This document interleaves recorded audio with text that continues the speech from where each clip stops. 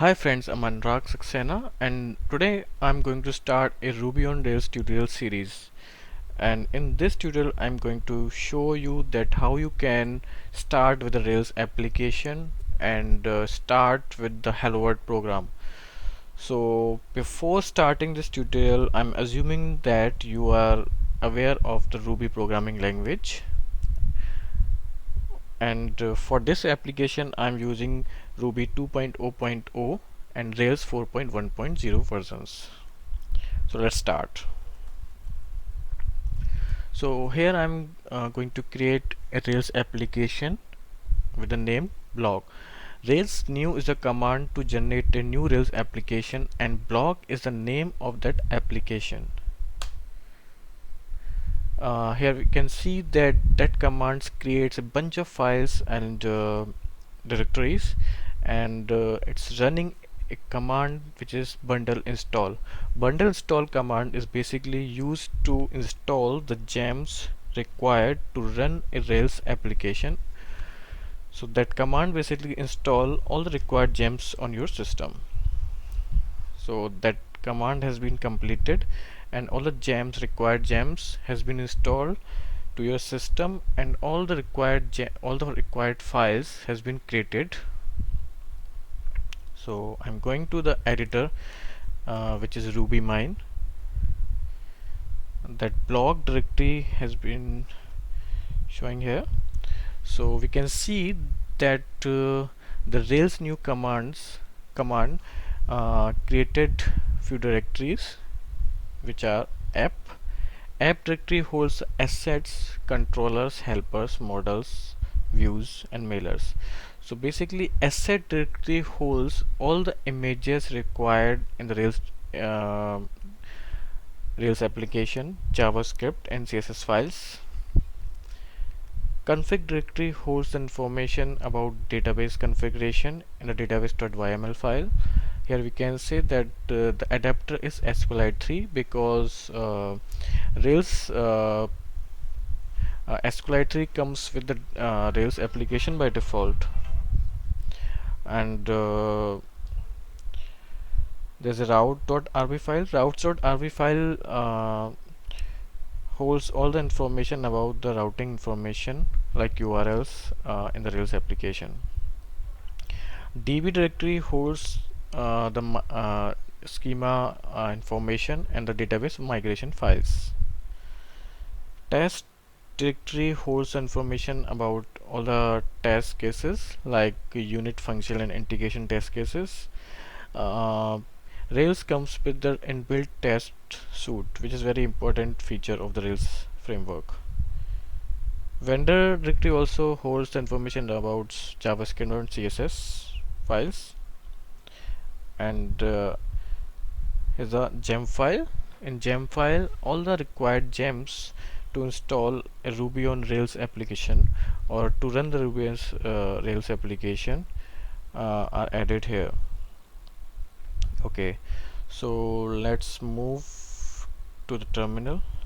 So here I'm going to into the blog directory, cd blog, and I'm now going to create a controller. Rails generate controller post. So basically here we can use only G instead of generate, then controller. Like Rails G controller is a command and post is the parameter, which is the name of the controller. And according to the Rails convention, we need to use the plural name of the controller. So I just write the command and click on enter. So the controller, which is a post underscore controller, has been created, which is the RB file.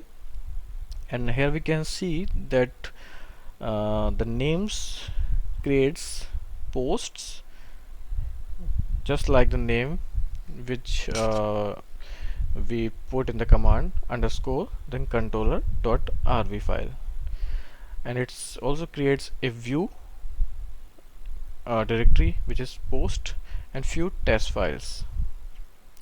Okay, let's move to the editor, RubyMine editor. So under the app, under the controllers, we can see the post controller. So if you see the naming convention, instead of the post underscore controller, it creates a class with in a camel case, which is capital P post controller and inherited by application controller. That application controller we can see in the controls directory, and we can see that application controller class is inherited by application action controller base.